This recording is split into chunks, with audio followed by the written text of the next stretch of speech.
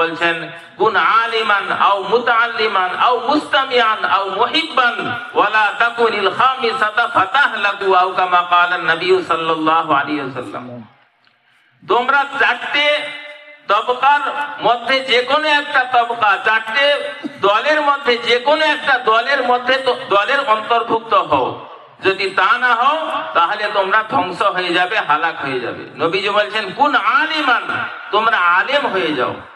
আও মুতাআল্লিমান, তা না হলে তালিবে ইলম হও।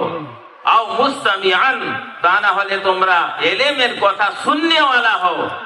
আও মুহিব্বান, তা না হলে তোমরা কমসে কম ইলমের কথা শোনারও যদি ক্ষমতা না থাকে, সময় না থাকে, ইলমওয়ালাকে, যারা ইলমের সঙ্গে সম্পর্ক রাখে তাদেরকে ভালোবাসো তোমরা।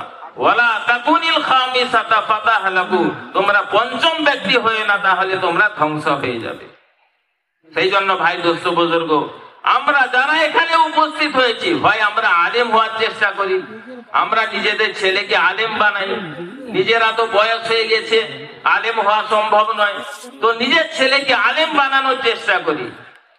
আর তারপরে কি বলছেন, আও মুতাআল্লিমান, অথবা আমরা মুতাআল্লিম তালিবে ইলম হয়ে যাই, জামাতে গিয়ে ইলমের হালকায় বসা, নিজের এলাকায় ওলামার সঙ্গে সম্পর্ক রেখে তাদের কাছ থেকে ইলম শেখার চেষ্টা করা, হয় এই দলের মধ্যে হয়ে যাই আমরা। তা না হলে ইলমের কথা যেখানে হবে, যেখানে ইলমের চর্চা হবে, সে কথা ধ্যান দিয়ে শুননেওয়ালা হয়ে যাই। আর তা না হলে কমসে কম ইলমওয়ালাকে মহব্বত করনেওয়ালা হয়ে যায়।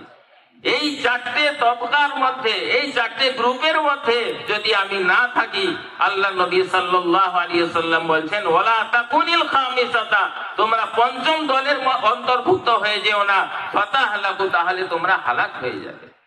সেই জন্য ভাই